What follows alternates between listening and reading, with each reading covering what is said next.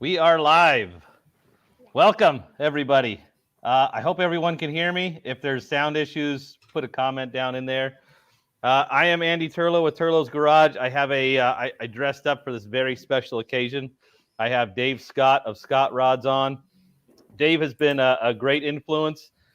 He has been provided me with a lot of help in my channel, and every time I try something new, I call on Dave to help me out or make fun of him. So I appreciate him taking time out of his day to be here. This is my first live stream in a while, and this is my first time using StreamYard, so might turn out good, might be a complete disaster. I hope we're live right now because it says we're live. But Dave, why don't you talk about your channel a little bit? Well, first of all, Andy didn't tell me it was a formal occasion, so I'm just wearing my usual garbage. Thanks, Andy. It'll make it more informal. That's fair. Right, so if you don't know what I do, I muddle around with various cars. Kind of started the channel off with a rat rod that I almost built, but when I went to register, it turned out to be a snowmobile. So that got scrapped. And then I built a 36 Chevy Coupe, which is pretty cool. And then I moved on to my current project, which is a Lotus 7-esque type kit car. I also have an electric Mini and a Dodge Ram, and I sometimes have to work in my son's BMW. That's me. Channel is called Scott Rods. Yep, we'll put a link in. There'll be a link somewhere. I'm not sure how to do all that, but there'll at least be one in the description so you can go and see Dave. There is a link on some of the posts that I put on my channel. So go check out Dave's channel. He is currently building a low-cost Lotus S7R7 replica race car with a rotary engine. And so, Dave, your first video on your channel, you were putting nitrous to a Miata and blowing the doors off of something. I couldn't tell what it was. What was your first motorsports experience? I can't actually remember. Well, I mean, are you talking about on a track or on the street? Because yeah, don't incriminate yourself in any way. Just in a motorsports event. Right, I kind of started late. I was always into cars, but I could never afford anything that actually went at a reasonable speed. So the first actual decent sporty car we got was a Miata MX-5. And we had that car for about 10 years. And it was a great track car until it wasn't fast enough. So we had to make it a bit faster. So we started with a 50 shot of nitrous oxide, which was nice. But we kind of want that power all the time. So then we moved to a supercharger, which gave us about an extra 100 horsepower. But that wasn't quite fast enough. So we put the nitrous back on. So that gave us about 150. Still wasn't fast enough. So we get on an upgrade for the supercharger. Basically, it's just a bigger pulley and some engine management. Still not fast enough. So the final was an extra 100 shot of nitrous on top of a 200 horsepower 1.6 engine with a supercharger. And as you can see in the video, I kind of destroyed both a Nissan Skyline and my little 1.6 engine. Nice. It looks fast going down the track. It was the camera really couldn't fast. keep up. Yeah. It was really, I don't know if you've done much straight line drag racing on an I have. Yeah. Okay, so the first time about that a bit. Yeah, the first time you go to a drag strip, that wasn't the first time, by the way, but the first time you go and you experience the rubber surface, you stop because you don't realize that it's not going to slip. If anything's going to go, your clutch will go, or you're going to break a drive shaft. So you basically got to floor it. It's a lot harder than just going on a straight line, but you know that. I know that. Yeah. Trying to cut a good light is difficult. Yeah. That was my first experience was a Sacramento Raceway. I had a 73 Ford Gran Torino, which had a 351 Cleveland in it, headers on it, Flowmaster exhaust. It looked pretty good. It's all primered, of course. Sounded good, and it ran a quarter mile in like 18 seconds. It had I think it was like 273 gears in the back or something. Yeah, it was not very fast, but it was. I thought you were going to say it was a 10-second car. No. Same thing with you. It wasn't fast enough. So then I got an '89 Mustang convertible, and that did the quarter mile in 15 seconds. So Nice. that was fun. That was on the small turbine 17 or 15 by 7-inch wheels too. But I got something wider. It probably done a little bit better, but yeah, that was a good time. That was my first time on the racetrack as well, and then did that for a few years. Did you suffer from jelly leg? Jelly leg. Yeah. What's that? When you're sitting in the line and your leg starts shaking. Well, it depends if you were running a clutch. If you weren't running a clutch, see, we were all clutch cars, right? Manual shift. So your left foot's on the clutch, and you're just below biting point. And you know if you bring it up too far, you're going to start creeping forward to the line. So you've got to hold it just there. Just perfectly right. And then your legs start shaking because you're both excited, nervous, and obviously you've got tension on your leg. That's jelly leg. The Torino had that was an automatic. It had a C4, but the Mustang was a manual transmission, and that was set up. If I remember right, I had one foot on the clutch and one on the accelerator, and I didn't even have a foot on the brake. I'd pull up the line and stop, and it would just stay there, and I'd be able to rev it up. When I took the Granada down a drag strip in some of those videos, the world's fastest 81 Granada. That one I had to have a foot on the brake and kind of roll my foot over on the accelerator and a foot on the clutch, and that I got jelly leg on that one. That was kind of tough trying to work all three pedals at the same time, and then trying to take off without stalling the car. But so when did you get into the circuit racing then? I started off with drag racing. A few years later, my dad and my uncles they bought a Pinto for circle track racing, and they had it, I think, about 90% complete, and then sold it or traded it for something else. My dad bought a 77 Nova that the chassis was built, and then we had an engine built, had the transmission built, and went through and finished the complete car for circle track racing. When that car was almost done, we had a friend of ours that had a 78 Cougar that was already done. It was set up for a bomber class. He let us borrow it. And that was probably that. I mean, that's some of the most fun racing we did, because you're running into people. I learned so much about car control. You're not supposed to run into people. On stock car racing, you do. That's all part of it. Rubbing is racing. But that was one of the biggest lessons I learned about racing. Was we had a big, heavy car.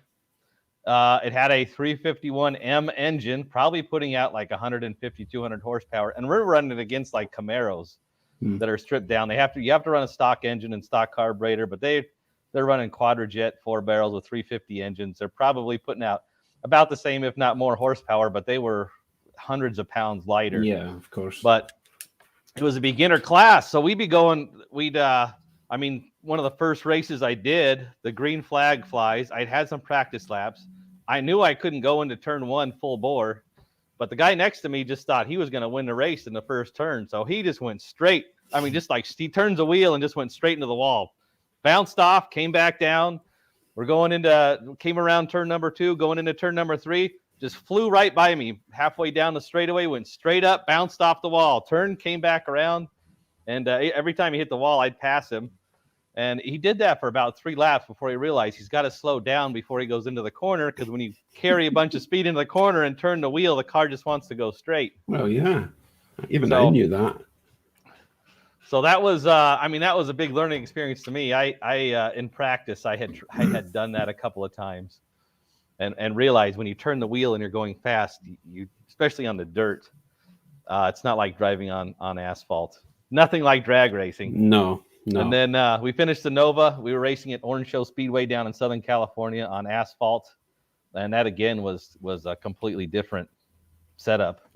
And that's where I learned is people that learn to race on dirt can typically do pretty good on asphalt, because it's more about finesse and car control. People on asphalt, it's more about the setup, making sure your setup is good, chassis is good, caster, camber, toe. Spring rate is extremely critical when you're road racing or on asphalt.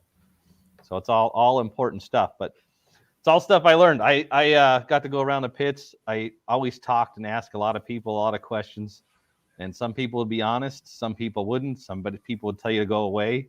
Some people would pull you aside and say, let's look at your car and let's see how we can make it faster. Yeah, I generally find the group of people. Yeah, the people are generally really good. Even your harshest competitor will help you if you're stuck. They'll help you fix your car.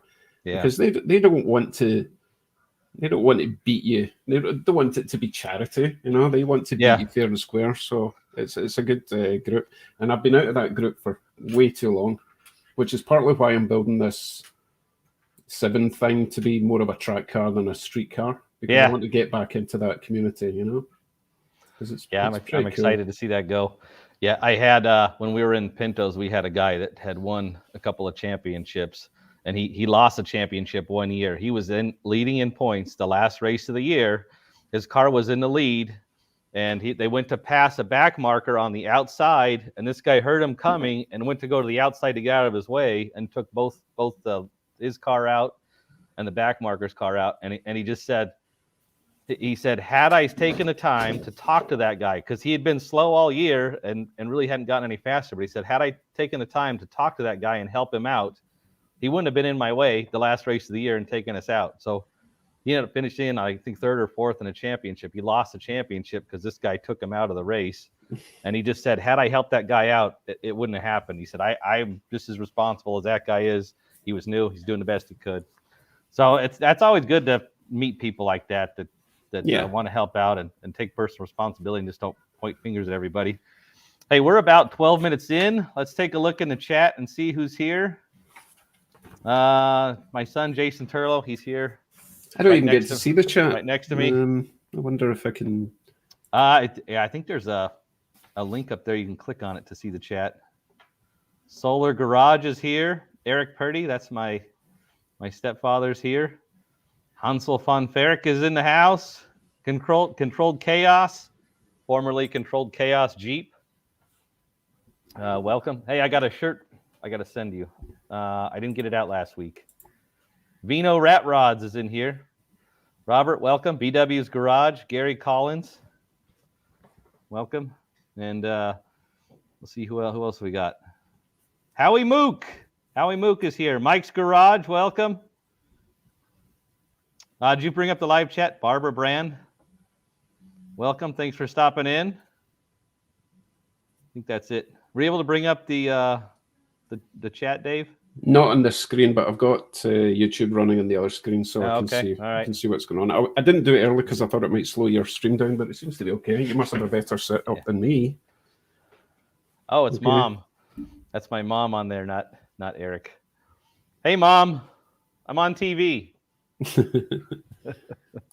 Anyway, hello everyone. Thanks for joining in tonight. Thanks for being here. I appreciate it. What else do we got? What's next? What is next for your 7R7? Oh God. You know what? I'm really struggling with the rear end. I'm always struggling with my rear end. I just don't know what to do. and it's partly because I spent $500 on the rear hubs. Yeah. Not knowing that they were completely different from like a Miata setup. On the Miata, you've got a joint at the top, joint at the bottom, on a vertical plane. Yeah. The RX-7, it's like over there, over here, down there, and they're all pointing at different angles. Different angles, yeah. So I don't know what I'm going to do. And I kind of feel that I have to use this. I have to use them because I paid $500 for them. Yeah. I mean, I really should just throw them away and get something else, but my brain won't let me do it.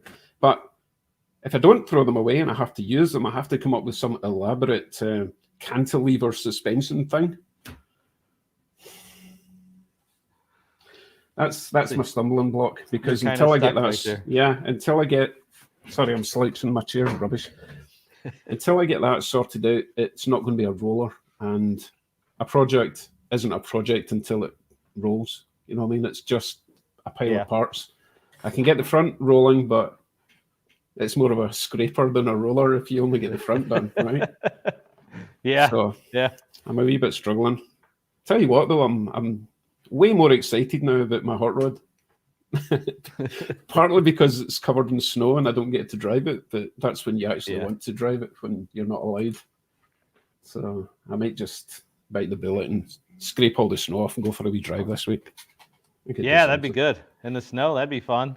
Yeah, unfortunately, I've only got summer tires now. Yeah. Even more fun. Yeah. That's even more fun. Yeah. Yeah. Yeah. So how many or what types of motorsports have you done besides drag racing? Right. Well, I've never done anything competitively, only just for fun. Right. So started with some sprint track racing. There was a rumor. I don't know why. It's a letter opener. It's not a knife, right? I just need to twiddle something. Okay, so we heard a rumor that there was a sprint track somewhere in Ayrshire, which is just southwest of where we lived in Glasgow. Okay.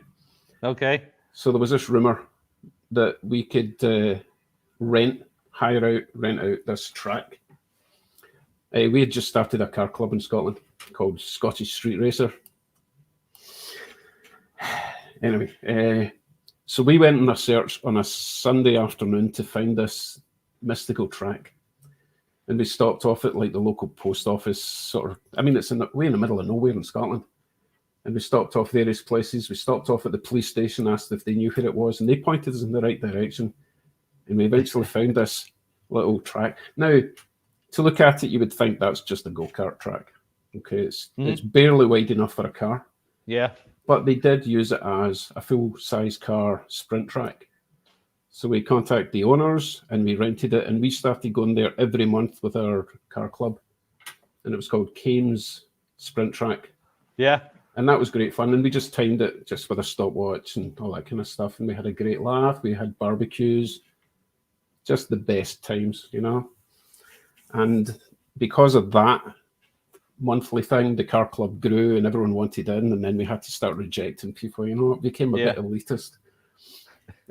No, we actually had to start charging because it was starting to get, it was beyond being a free club, you know what I mean? People wanted more exclusivity, but it was a good club. And then we moved on to the drag racing. Now this was all the club was started just before the first Fast and Furious film came out. Okay. All right. But the thing is, we had already been buying in all the grey imports from Japan, the Skylines, the Evos, the Imprezas, Supras, all that stuff. We were getting in a couple of years before Fast and Furious came out. And we had actually installed the nitrous before the film came out. So we were set. As soon as that film came out, everyone wanted in our club, right? Yeah. So we organised our own race wars on an it was an old World War II airfield in Scotland called Crail, quite near St Andrews. And we rented that place out, and we had quarter-mile racing. We had an oval drift track going on. And what else did we do? There was an actual little bit of track as well. But we had a competition for the quarter mile. And they did actually have lights this time. Okay. And I wanted it to be more like you were racing for pink slips. So I had contacted a friend that I just knew through the internet. We are talking 20 years ago, right? When the internet was fresh. Yeah. And I said to him, could you do me a favor and send me a photocopy or a fax, whatever it was, right, of your driving license? Just blank out, you know, the name and address. So he sent me a copy of that, and I printed off all these pink slips because we didn't have pink slips in the UK. It's green. It's just a big green bit of paper. Okay. But I wanted the pink slip thing. Yeah. So I turned them into tickets, and every race you won, you got a pink slip, right? Okay. And then at the end of the day, whoever had the most pink slips, first, second, third, fourth, would win different prizes. Yeah. It was a spectacular success. It was amazing. Everyone had a great time, even the losers. But that was a lot of fun. So was there a different experience as a promoter than as a driver? Yeah. The problem with both the big event like that and the monthly event, sometimes I didn't even get to race. You know, you're too busy organising, making sure other people have a good time. Yeah. but you still enjoy it. It's just not. It's not the same. And I think a lot of people don't realize and don't give enough credit to organizers these days. That it could be you're looking this way, organizing people, and all the fun's happening behind you. Do you know what I mean? You know it's going on, but you can't look at it because you're busy looking that way. And it's life. I suppose it's going to be similar for like a race marshal. They're too busy looking for danger than looking for fun, Yeah. Yep. I when we were racing the circle track, the dirt track at the fairgrounds, we had a guy that was a driver, and he took over as the promoter. And he went from being a real fun guy to not a fun guy anymore. He was just angry all the time. He got tired of hearing drivers whine about everything. Yeah. So we and people have to understand motorsports. It's all about entertainment. So you're going there for a show, and people get into their mindset that they're just there to win. They just want to win everybody. They want to kick everybody's butt. And when you get and people are competitive, you get competitive like that. Yeah. You start getting angry about the smallest things, and it just becomes not really fun anymore. But the biggest thing, that was when for several years I had a shop. I was building roll cages, custom suspensions. On one of those clips, there was that Nissan Sentra, was a friend of mine's. I did the front splitter, the aero work on that one. I did a cantilever diffuser at the back, so you could actually adjust the angle of the diffuser at the back with some nuts inside the trunk. Some really cool trick stuff, but doing the road racing stuff was and building cars, that was a lot of fun. I enjoyed that more than anything. I got to spend other people's money doing all that. Yeah, a lot different than promoting though. I'm kind of getting to spend other people's money on this channel, and I noticed my actually a couple of my best friends are on just now. William Bueller, hello. I still can't go over. He sent me a TIG welder. Can you believe that? It's just so generous. Yep, that's. And I'm still learning how to use it. I'm still a bit kind of shell shocked. And then on the back of that, Yes Welder sent me a plasma cutter because I did a review on something else that I'd got for free. It's crazy. It's been so great, and I should make more use of it. But yes, a bit shell shocked for your race car build. Yeah. And I think Ted was going to join. I don't know if Ted's in tonight. Ted's the guy that gave me pretty much half of the hot rod and the set of wheels. With brand new tires. He did leave a message on Facebook saying he was going to join in. So, and I noticed Cameron Burns' garage. Yeah, Cameron's on. He's been quiet. What have you been up to, Cameron? Goodness, I want to see your hot rod working this summer. And he's local to me, so I should be able to see it, Yeah. I think he's been busy with work. Work, hey? Yeah. Who needs it? Jason, Country Boy Gas Garage, welcome. Thanks for stopping in. Is there anyone else I missed? I don't think so. So yeah, I went from building stock cars. I got into the road racing stuff. I actually was lucky enough to have a friend of mine that built a lot. He did a lot with Redline Time Attack and World Time Attack, and he got a lot of magazine exposures. And that is really where that opened my eyes to media coverage is the key to everything. Yeah. There was a lot of money in Redline Time Attack and World Time Attack just because all the magazines were there covering it.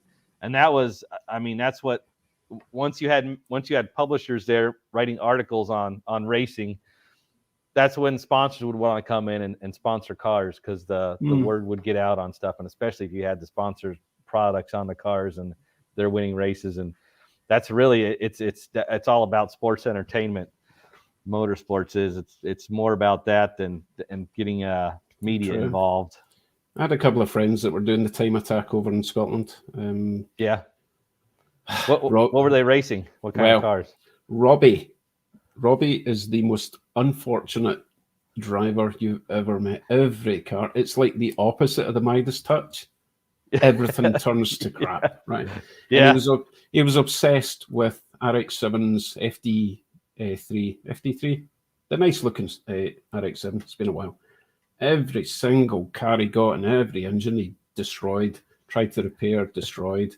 Eventually replaced it with a LS V8.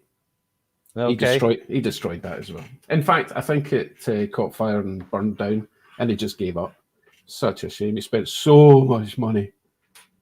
In fact, it got to the stage that you just didn't even want to go near him because it was like infectiously bad. So Yeah. unlucky. It's like, oh, that's that Robbie guy. Get that guy a rabbit's foot. Yeah. Yeah. The reverse Midas touch. That whole time attack thing, it just seemed a bit serious for me. I just couldn't get into that. I couldn't. Yeah. I was always a wee bit afraid of attention, to be honest, when I was younger. These days, I bring it on, right? But yeah, super shy. I didn't want to be in camera or anything. Just Mr. Solo. But that was the issue I had too when I was doing all that stuff. I was, people would pay me to come out to work on their cars or pit crew for them, and I would have tons of people coming up to me. What would you charge to do custom suspension or a roll cage? And I'm like, I'm here working for this guy. He's paying me to be here. I'll give you my number. You can call me on Monday, but right now this is what I'm doing.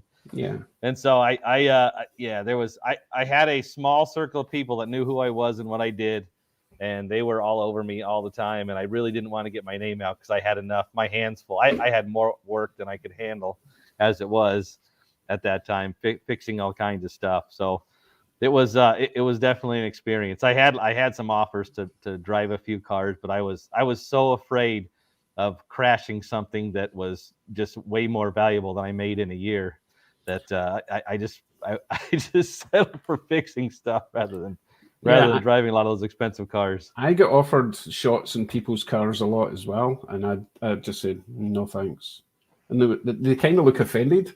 It's like, oh, you don't want to? I was like, no, if I can't afford one, I'm not going to drive one. You know what I mean? Yeah. If I can't afford to go to the nearest shop and replace it, then no, it's. I'm not interested. I'm sure it's a great car. Take me out for a spin, but I'm not risking it. I put it this way, right? Do you remember? Oh, no, you wouldn't remember. Lamborghini Diablo Sv. Yeah. I had when I say a friend, it was my brother-in-law's boss / friend, and he had a nice collection of cars. And he had this purpley pink, sort of Pink Panther pink Lamborghini Diablo at our only proper track in Scotland, Knockhill. And they had a supercar track day. All the rich guys would take their supercars along, and he invited us along for some passenger laps and stuff. Anyway, he asked if I could jump in the Lamborghini just to roll it forward or whatever it was. It was too far back, and he was too busy talking to important people. I was like, yeah, sure, okay. So I jump in this Lamborghini just to roll it forward. And of course, I completely had no idea where anything was. So I let go. The handbrake wasn't on. That's what it was. Because after 10 laps around a track, you don't want to put your handbrake on because, it could burn the brakes. It'll freeze the brakes of the caliper. So he just left it in gear. So normally what you do is you put some stones or whatever in front of the wheel so it doesn't roll away, but no one had put the stones in the wheels, and I took it out of gear and it started rolling. And I thought, suddenly you forget how to drive, and it's like, oh, I wasn't in the car, I was sitting kind of sideways in the car. Yeah. So I had to kind of jump in, and it's got these stupid gull wing door, the scissor doors. Yeah. And I had to kind of jump in and panic and find the brake pedal, and I was like, oh my God, can you imagine? I could never replace that car. And that the claim to fame of that particular Lambo was it was used by Val Kilmer and it's one of the Batman premiers. Who was the blonde chick? Alicia Silverstone. She sat in that chair. I'm not saying I did anything weird with the chair, but she was on that chair, and it was quite an important car at the time. Yeah, priceless then, right? And I nearly rolled it into the middle of a track because I didn't know how to stop it.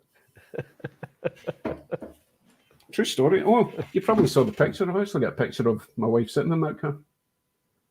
I posted it up in on the Facebook post. Yeah. Hey, you talk to the people, and I'll dig it out and I'll put it up in the background, right? Okay. Because I can do that, or can I? Can you? I can. Yeah. All right. Right, you Yeah. talked to her. So I did road racing. When I was doing road racing, we had a rally cross in Southern California, and there was also a go-kart track, Adams Kart Track, that they did drifting. And so I started going out and looking at that. I wanted to get into that stuff. I didn't get to do it in Southern California, but when I came up to Washington, I was able to do some rallycross. I had that Celica, and that again is anytime we race on dirt, it's a lot of fun. Do you want to be on here? I've not done any off-road stuff other than in a Jeep. Well, not a Jeep. Anything that's got like 4 wheels and is a couple of feet off the ground in the UK, we call it a Jeep. It was a Shogun or a Pajero. We use a lot of them for off-roading stuff. What was the point to this? Oh yeah, that's the only off-roading I've done, but it's not a high-speed off-road. It's a slow speed and through massive puddles and rock climbing type stuff, but it's still great. I love it all, to be honest. When you're racing when you're racing on the dirt, whether it's circle track or rallycross, you've got this round thing in front of you, and you don't call it a steering wheel. That is a direction suggestion device. Because you turn that depending on the drive, whether it's front wheel drive, rear wheel drive, all wheel drive. You're using that in conjunction with the pedals, whether it's a manual or automatic. You've got an accelerator, clutch, and brake, or just an accelerator and a brake, and you're doing that to control the weight transfer on the car.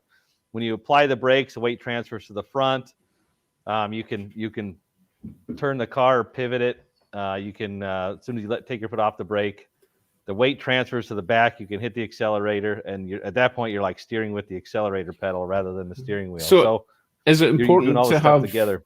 Is it important to have good tires for that sort of racing? Yes. Well, yeah. Traction is very important. My Celica, I race with just cheap street tires. They don't do too good. Okay, but the sort of stuff I saw you doing, is it all dirt, or does it go onto the tarmac now and then? Yeah, there's at Dirtfish when I race at Dirtfish, there's some tarmac sections you go over.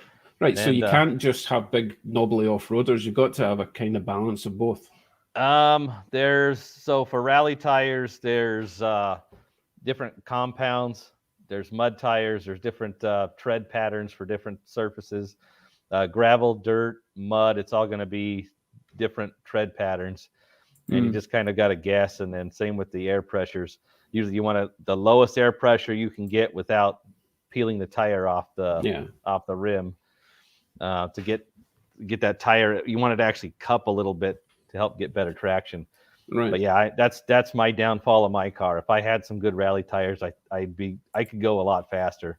But I'm limited by grip with the street tires. So that's something I've been looking at for a while, getting another set of wheels so I can put some rally tires on. The problem is my car's got 17-inch wheels on it.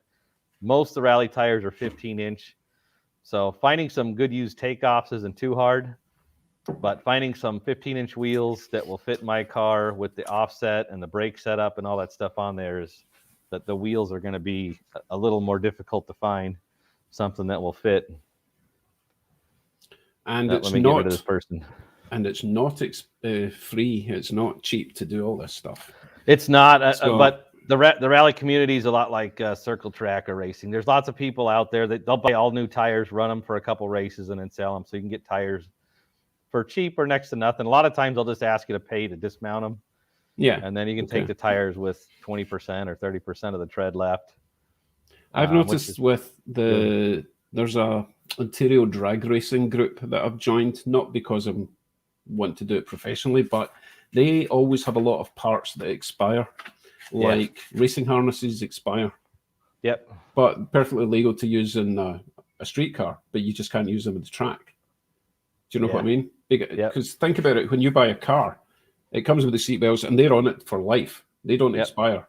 So there's stuff like that you can get that is intended for a track car, which will no longer be legal for a track, or not legal, but it won't pass scrutineering, but it would pass like a safety test. So that's always handy. And I think it was it might have been 57 Kevy who joined us recently tonight. He's the guy who got the kit car frame from and the engine and everything basically. And he's going to come round and help me build it soon, aren't you, Kevin? Oh, if you're good. still here.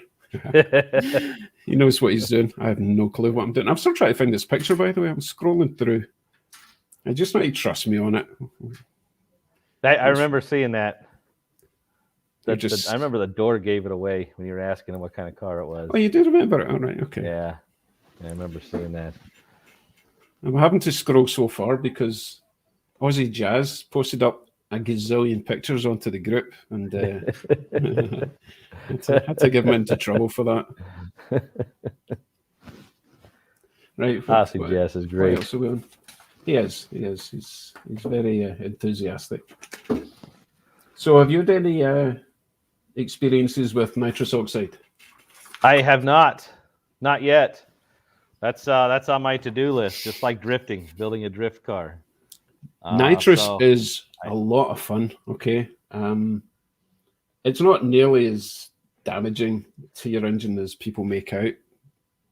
Well, it can be if you do it wrong.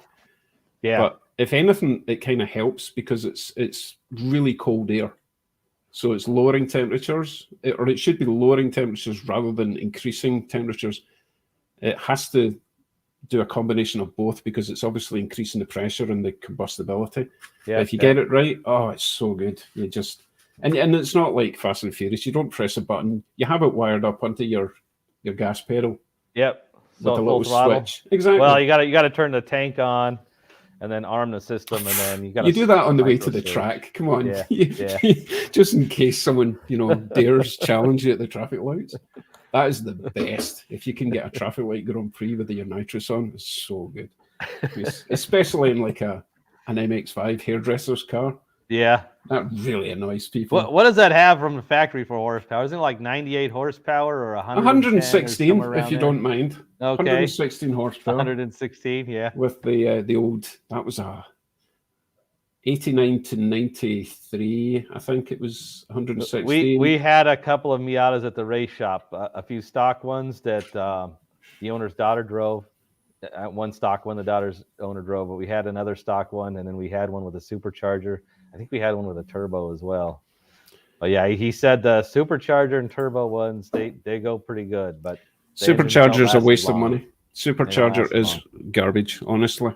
Yeah. We had to spend so much money on a supercharger. It ended up costing about £3,500–4,000.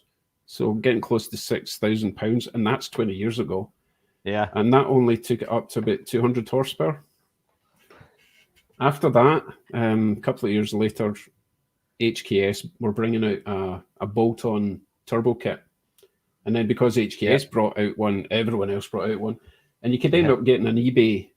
I got about 3 of them for different cars. None of mine, they were all other people's cars. But I fitted turbos kits from eBay for about £500. Went like a rocket. Absolutely amazing. Nice. Fantastic. Yeah. You're going from 116 horsepower to about 220 straight out of the box.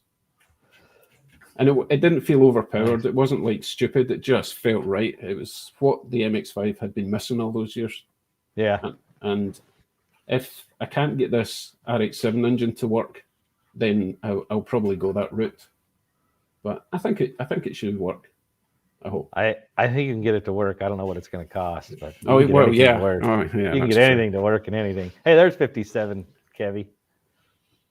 Left a comment there. Yeah, I was just looking at Kevy's comments. He's coming over very soon, I hope. Oh, good. We've got to get this done, Kevin. Oh, my goodness. Driving me mad. So I haven't had much experience with nitrous yet. I do have a kit to put on the Grand Cherokee. Once I take my 283 used Hemi engines and make one good one. I actually was working on it last weekend. I didn't want to put out another video on the Hemi until I actually had that car running, but I've got so much footage because I've done so much work to it that it's just gonna probably be a quick brief video, either that or I might put one more out because the engine's going back together now. I think I got it figured out. It spins over good. The short block's about done.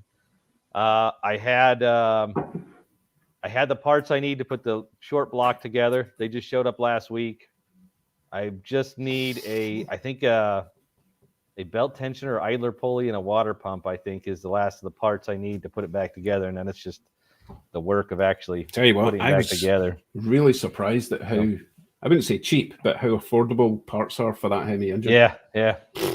Honestly, I just kept on buying new parts because I thought I had no intention of replacing my water pump. It was fine, never had a problem. And then these guys pestered me. Oh, you might as well replace this. I was like, not made of money. And I looked up Rock Auto and it was like $60. I was like, buy that. While a minute, yeah, buy that gasket, buy this. I was like, this is not a lot of money. Really surprising. Which is just as well because I was in it by then and I had to get it back together. How's your truck doing, by the way? It's great. I do have an engine warning light at the moment, but I can't find my code reader, so I'll just put a bit of black tape over it for now. There you go. That'll work. It can't be anything serious because I've replaced everything in there. Yeah. I do have my tire pressure warning lights coming on because I'm too miserable to pay $80 a wheel to fit in new tire pressure sensors. But well, that's $80 Canadian. Yeah, it's like $60 each plus $20 to fit. You know, you don't get a discount for doing American. Shut up. It's just ridiculous, and I can't do it myself. I don't have the equipment. I could possibly. You don't have to take the tire completely off, right? Right. If you can break one rim, pop the bead, and then you can tuck it in underneath, but not with a truck. I don't have anything that would get a truck tire even half off, so I need to get it done somewhere else. But yeah, apart from that, it's great. It's absolutely great. Unfortunately,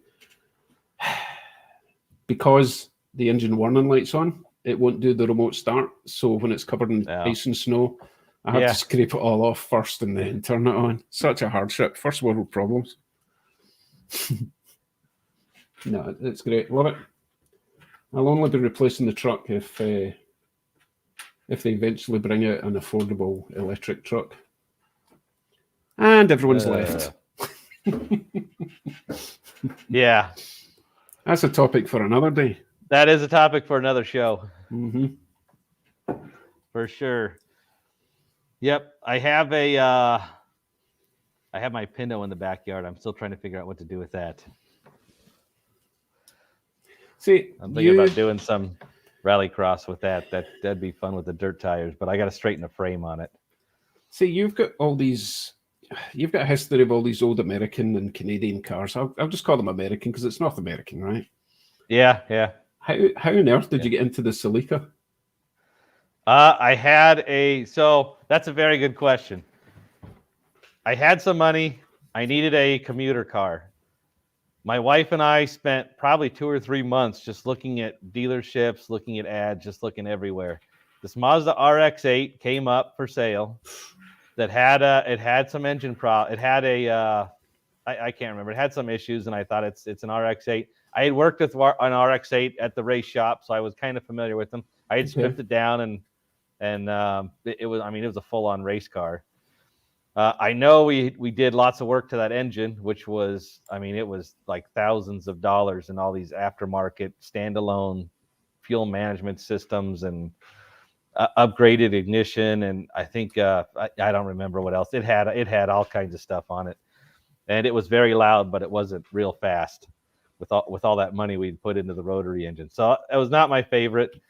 But I went online and looked up rebuild kits for a rotary engine, and they were pretty cheap for a complete rebuild kit. And I watched a bunch of videos how they just sandwich them together. So I thought, what the heck? It's a rotary engine. The worst that can happen, I'll have to rebuild it. I'll have to replace the seals and stuff. So I bought this car, drove it to work for I think 2 days, and it broke down. I had to get it towed back. The engine wouldn't stay running. After about 30 minutes, it just loses power, and it would just die. So I took it into a rotary specialist shop. He looked at it and he says the engine's junk. That it was run out of oil. The bearings are bad. There's nothing salvageable in there. It's pretty much just a paperweight. And it was going to cost more to put an engine in the car than the entire car was worth. So this was the nicest, cleanest, lowest mile car we could find within like 100-mile radius. And that was that was the second or third car I bought from a dealership. I don't have very good experience with dealerships. No one does. So I ended up trading that to a guy that had he had an RX-8 that he had bought, but it had a lot of rust damage. So he just really needed the shell.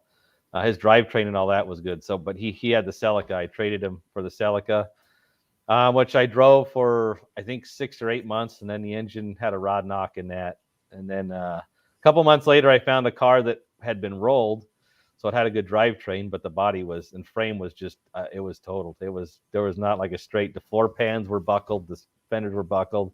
I pulled the parts off of it, and the rest of that just went to the scrap metal. But I got the car for $250. I sold the exhaust, I sold the wheels, and it almost paid for the car. So I almost got the engine and transmission and a bunch of spare parts, like a spare fuel tank, a lot of spare brake parts, a lot of that stuff for rally racing. I figure I'm going to be hitting trees and stuff. So I think the driver's door was the only good body panel that was straight left, which is sitting in my backyard just in case I need it. The bumper, I have the bumpers I got to put back on my car. I'll probably come from that car, but there's some plastic welding I got to do to fix those. But yeah, so that's a great thing about the Celicas. There's a lot of them around. It's 180 horsepower from a 1.8 liter 4-cylinder. It revs out to, well, if it doesn't have a check engine light, it revs out to almost 8,000, 9,000 RPM. Nice. It does pretty good. And it gets 30 miles to the gallon. And there's a bunch of them around. So if I get hit by somebody talking on their phone while they're driving, it doesn't matter. If I wrap it around a tree, I can find another chassis pretty cheap and easy. So honestly, it's been a pretty robust car. Parts are cheap and easy to find. The 2ZZ GE engine, it's got a Yamaha head on it. That is a little bit pricey. That's the same engine and transmission that's in the Lotus, Elise, and Exige, and in the Toyota MRS. So name dropper. That's a little bit. Those are a little bit pricey, but yeah, for the most part. But there's lots of parts available. Yeah. It has a special block. It's an aluminum block with I think they call it a metal matrix coating. It's like a motorcycle coating. So it's an aluminum block with some kind of coating on it. There's no sleeve in it. And the only problem with that is once the block wears out, I mean, that's it. It's done. You can sleeve it, but it's less to just go out and buy a brand new short block than it is to sleeve all 4 cylinders. So that works pretty good. If that blows up, I think it's $1,100 for a new short block. You put it in there, it'll go that engine's got like 250,000 miles on it, and I'm just winging the heck out of it on the dirt, and it's a fun car. It's a lot of fun, and the best part is 30 miles to the gallon to work and back is pretty good.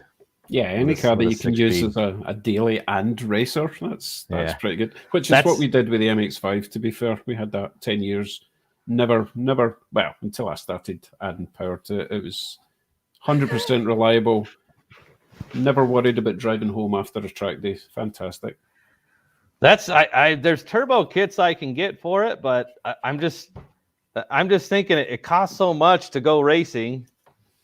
The first thing I want is a reliable car. It's got to make it. I hate paying to go to an event and then not be able to compete or finish because the engine blew up the engine or broke something. So that was one of the things I learned on the racetrack was these guys get these Evos and Subarus, and the first thing I want to do is go faster. So they crank up the boost. Well, an Evo can handle a few extra pounds. A Subaru, you go over about 2 to 3 PSI on a stock engine, and you're going to start popping holes in pistons and throwing rods and stuff. Yeah, but, you know what? I didn't understand. We always had a lot of Subarus at the track days, and they were straight out of the box. They destroyed pretty much everything else. Well, yeah, standard cars, non-turbo type stuff. Because, as I said before, we were pretty fresh with the grey imports. We all had the Subarus and the Evos, while other people were going around in Volkswagen Golfs and perfectly good cars, but they weren't turboed back then. Yeah, and the Imprezas were just kicking ass. It's like you don't have to do anything to them. But then when people started splashing out and getting like Porsches and Skylines and stuff, you had to start tweaking it a bit. But perfectly fine cars for the track, straight out of the box. Yeah. Yep, they're good until you start turning up the boost. Hey, and then you got to do. Did you guys ever get the Nissan Pulsar over in North America? No. Oh my goodness. No. Right, so Do you know the sort of car I'm talking about? It looks like a little hatchback, Yeah. a little boxy shape. Yep. And it had this massive. That thumbnail I put on there, there's a red Nissan Sentra that I did the front splitter and rear diffuser. That car had a Pulsar engine in it. He imported that from Japan. Which is basically SR20 DET. That car was fast. But it's much smaller than the normal cars that engine came from, and it was four-wheel drive. These cars were spectacular. And they just, even when they were really popular in the UK as grey imports, people still didn't know what they were. And they had these really ugly, massive bonnet scoops, which just didn't make sense. And I think it had one side intake as well. And they were so ugly, they were gorgeous. Just loved them. And crazy fast. But they just didn't get the same cult status as the Evos and the Scoobies. Yep, I think they're kind of hard to find now, aren't they? Kevin just said that you get them in Canada, which is very interesting. Oh, nice. Yeah. But again, it was so easy in the UK because they were all right-hand drive. Yeah. The Japanese drive, but they're the same as the UK. So that made life a lot easier for importing. So there you go. What are we talking about? Some good stuff there. Yeah. That Sentra had a Pulsar engine in it, and that car was just brutally fast. He was going up against some really high-end cars, but he had a lot of electrical problems trying to keep all the electronics happy. So there's times it wouldn't start. I'm going to have that issue. Not issue. I'm going to have that concern when I get the RX-7 engine up and running. I don't think it'll be any worse than any other fuel-injected car, to be honest. But we'll see. I need to actually mount the engine first. It's good to have friends that you can bounce ideas off of to help with stuff like that. Same with the rear axle. Yeah. If you know anybody. You listening, Kevin? Oh, goodness. Yep, always good to ask questions. Yeah. Yep. With the Rallycross, they just Northwest Rally Association just put out the schedule for 2022, and Jaws had talked about possibly he would love to get his 57 Chevy with a blower on it out there running on the dirt at Dirtfish. So I just sent him the information for that, and I would love to find something. I don't know if I'll do it this year, but I've been looking. I'd like to get the Celica done. I'm going to paint it white. There was a video game, Gran Turismo 2. There was a Celica GTS was one of the prize cars, I think, in Gran Turismo 2. So I was going to paint it up with the Castro livery like that and then move on to something else. But I've been looking for cheap cars, something to replace that, something I can use as a daily driver and turn into drag racing, rallycross, just a fun car. I did find an 83 Firebird I could make look like Kit from Knight Rider. Nice. I would love a 70 Charger, but I think they're just way out of my price range now. Even an old busted up, rusted one. A winning lottery ticket. Two winning lottery tickets, you might get one. I can do a tube frame, and I could probably shape the metal enough to make it look like a resto mod or something, but that's a lot more time and work than I really want to put in. Yeah, Cletus says a Volvo. I did think about that, Cletus. A Volvo wagon. Yeah. Mike was asking if I was going to Bridgeport the RX-7 engine. Mike, I'll be happy if it just runs, to be honest. Bridgeport, goodness sake. Does it have a turbo? Yeah. It's out of a turbo too, right? Yeah, but as I say, I want to get these engine mounts made and at least rotate the engine by hand. I'll squirt some oil in all the holes because it's going to be dry, and rotate it and listen. And as long as it doesn't hit anything solid, if it's spinning, it goes clunk. It's like, oh, that's game over. But if it rotates freely, then we're halfway there. But we had a Turbo 2 at the shop. The owner picked it up. I think it was like $1,000, and the interior was stripped. It was on its way to being a race car. But the guy sold it because he had put so much money into the engine and just could not get it to start and run. And we had a rotary guy we talked to, and there's like one wire on that engine that has to have really good contact. I don't remember what wire that is, But you take it and you'd wiggle that wire and turn the key, and the thing would just start right up. But if you didn't do that, it would just turn over and over and over, and it wouldn't start. So it was like one bad connection on one wire, and that thing was just done. It was not going to start. So that was my first introduction to rotary engines. And nice. that was a second, I guess, because we were working on the RX-8 about that same time. Because we were talking about putting that Turbo 2 engine in the RX-8, and then he found a JDM engine that had a turbo. I don't know what it was from. See, I'm lucky because I've only ever had good experiences with the RX-7 engine. My wife got a gorgeous, totally stock white FD3, £5,000. Isn't that ridiculous?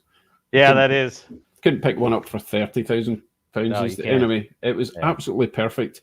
Started, no problem at all. Never missed the beat. So, as far as I'm concerned, RX-7 engines are just great. I've not had any bad experiences. If I had the bad experiences, I probably wouldn't be doing what I'm doing, to be fair. Yeah, well, I'm curious to see that the Lotus run. Yeah. Let's see that start up. Yeah. Hey, we're almost out of time. 4 minutes to go. We're almost, we got what, about 4 minutes left? 3-4 minutes. I had a few questions. Yes. Which we're not going to have time to go into. So I'm going to ask one question. Your first ever police stop. And I'm sure you've had a few, because I've had a few. I have had 2 or 3 maybe. The first time. Not trying hard enough. It's hard to remember, isn't it? It's really tough. It is, yeah. It was a long time ago. I think we intentionally blot these out of our minds because they were so nerve-wracking. I was in Sacramento. I was like downtown Sacramento, like the ghetto of downtown Sacramento. I had a friend of mine with a square body Chevy truck. I was helping him do the clutch on it, and he needed maybe it was brake fluid or something to bleed the clutch. And I left and was going to the auto parts store, and I think I was supposed to turn right, and I turned left. What ended up happening was there was some park across the railroad tracks in Sacramento. I went over this railroad crossing, and it's a park where all the drug dealers hung out. So it was not a place I should have been anyway, in a part of town that was not the greatest. But I crossed this railroad tracks, and I got pulled over. And the officer said that was a special railroad crossing with a 15-mile-an-hour speed limit. As I was approaching it, there was a sign that said speed limit was 25. I looked at my speedometer. I was going 20 when I went across it. He said I was doing 30, and I said I was not. But he wrote me a ticket for going like 15 over the limit or something like that on the special railroad crossing at this one place. We had to cross over to go into a park, and they were trying to bust people going in there to sell drugs. And I just ended up being in the wrong place. I ended up just paying the fine, and I went to traffic school, and that was it. It didn't affect my insurance or anything. So how were the drugs? How were the drugs? I don't know. I turned around and left. And I mean, while you were there, you should have picked. Oh, for yeah, missed an opportunity. They had searched your car. You couldn't see it when you're coming up to the tracks. It was you kind of go up and then over and then go down. But I came up over the top of that, and there's probably like 20 police cars down there just pulling over everybody. Everybody in the park. I had a cracked windshield too. They pointed that out, but didn't note that on the ticket or anything. Nice.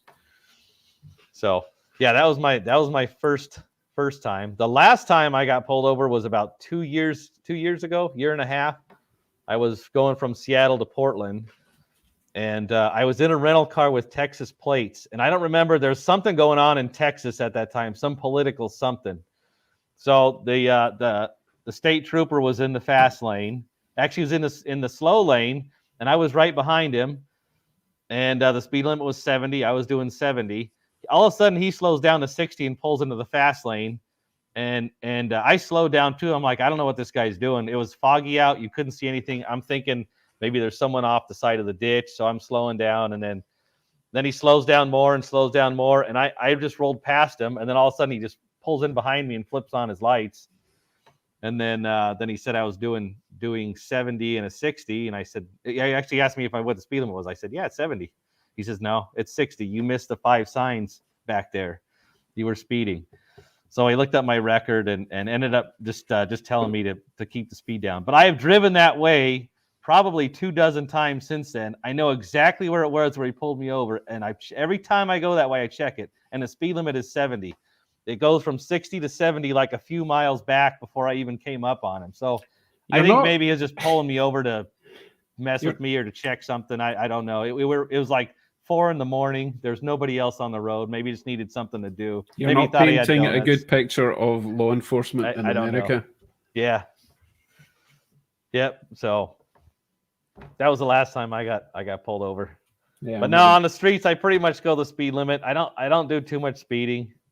I do enough of that on the track to get all that out of my system. That's kind of what I do here. Since we moved to Canada, I decided that I was going to chill and be the only Canadian that doesn't speed, because at the time we were permanent residents, so we weren't citizens yet, and I didn't want to risk anything that would, prevent us from becoming citizens. So that was 5-6 years driving the speed limit, and then when we became citizens, I thought, I'm used to it now. Just what's the point? I'm so chilled now when I'm driving. It's saying that I did actually have to race someone the other day because he did that sneaking up in the right-hand lane to cut me in the head, and I thought, no, I've got a Hemi and I'm not afraid to use it. So I will say this. Doing lots of racing, especially on circle track, you just get in the habit of starting to watch people and their habits of driving, and you just out of sheer habit, you can start to predict that this guy's going to make a bonehead move over there. I'm going to slow down or get over in another lane. Yeah, totally. I had a good friend of mine that was he had a Dodge truck. It was a Hemi. He was going down the road. There's a drunk driver coming towards him, and the guy pulled over onto the shoulder. And he before the guy even came back, he said, this guy's going to come back across the road and he's just going to nail us. So he said that guy went off on the shoulder on the other lane, spun sideways in the dirt, and just was heading straight for him. He was able to take the truck and kind of pitch it sideways. So the guy, instead of T-boning him on the driver's side door, it kind of nicked the back of the truck, and he still flipped it. But he said, it's just being out on the track with all the stuff going on, it just becomes a habit watching all the other cars and everything that everybody else is doing. And you can start to predict where things are going to end up when physics takes over, because the person behind the wheel doesn't know what they're doing. So you have any, we're over an hour now. Do you have any closing comments? No, I just thought I'd say hello to a couple of people that I noticed had joined in. Hello, Andy. How's your roof? And I didn't say hello to the Iron Horse guys. Hello there. Who else is? And I didn't say hello to BW. He's probably gone already. I think he left a little while ago. And I think that's all the people that I know. I think everyone else is people that you know. I recognize Eric Purday. Or like, and number 1, Tuxedo Sundays. Yes, yeah. I'm going backwards in the chat. Yeah, that's fine. Yep. And that, God, you see that? I'm going to have to wear a shirt and tie next time. I feel like I won't. I'll wear a t-shirt. I feel like a vagabond tonight. A bum. Yeah, I think that's everyone. Okay, I'll let you. Perfect. I'll let you finish. Hey, thanks for tuning in. Like I said, this is my first live stream in a while. This is my first time using StreamYard, something a little bit different. I thought I'd try out. Dave and I had talked a few times about doing some live streams together. And I just thought, what the heck? We'll just put something out there and see how it goes. So hit the like button, hit the subscribe button. I will have. I'm sure I can put a link to Dave's channel in the comments somehow, but there'll be a link to his channel somewhere. So check him out. Go subscribe. Watch him building this Lotus 7, and I am excited to see him on the racetrack and running over stuff or running off the track. That's the first thing you got to do is you got to find the limits of the car. Okay, as long as it's just the traffic cone, that'll be fine. Yeah. All right, everybody, have a good night. Good night, everyone. Thanks for coming along.